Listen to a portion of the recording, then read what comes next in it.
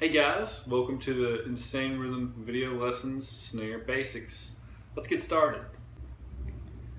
So the first thing I want to teach you guys about is the grip. The thumb and the first finger need to be across from each other. And you want it to be in the first finger in the crease of the second crease of your finger. Okay? That's where you want the stick to be. The first crease is too far out. Alright? And the third crease is a bit too much. That's hugging the stick a bit too much. The second crease is where you want it to be, and the thumb across from that. The rest of the fingers gently just rest on the stick.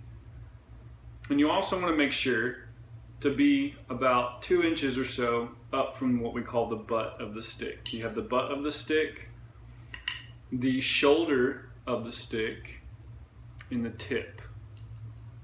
So you do that for both hands. Thumb and finger across from each other. Rest of your fingers rest on the stick. Now you'll notice I have space. You want to let the sticks breathe. You don't want to hold the sticks in like that. That doesn't let the sticks breathe, and we'll talk about that more in a moment. So you just want to just rest your fingers on the stick, not hold the stick down. So when you're actually about to play on a pad or a drum, I'm sitting down, but if you're standing up, technique's pretty much the same. You want this where your body is the base of the triangle and the stick comes out, not necessarily at an angle, but the stick follows the angle of your hand, of your arm. So if the stick is following the angle of your arm, it's correct. If you got the stick at some weird angle like this, you'll notice my arm angle is going this way, but the stick is going that way. If I turn, you can see that's not the angle of my arm. That's the angle of my arm. So the best thing to remember when you're first starting out is that you just want it to be really natural, and you want your wrists to be up. Your wrists to be up. You don't. Another grip is where your thumbs are up and you still have a little bit of angle. That's called French grip, and you'll see drum set players using this grip.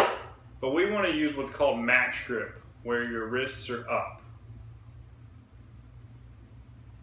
And you want to make sure that your sticks are close together, not too close that they're hitting each other, and not far away, because on a real drum, you're going to get two different sounds out of the sticks if you're over here and then over here, because on a snare drum, your middle of the drum is the most fat sound.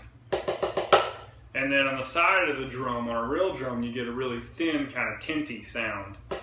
Not on a pad, but on a real drum. So you want to be thinking about playing around in the upper middle section of your pad, because that's where you would play on a drum. And you just want a nice comfortable 2-inch gap between the sticks. And you'll notice my stick, what's called stick height, how high I am away from the drum, we'll talk about that a lot more, is the same, and you want that as well. So just to recap, we want our thumb and our finger across from each other, and the rest of the fingers to rest on the stick and space inside the hand,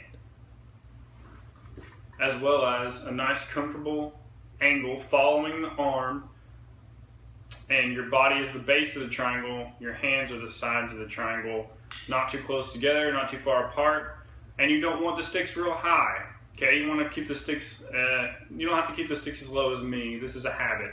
You can keep the sticks about here or so.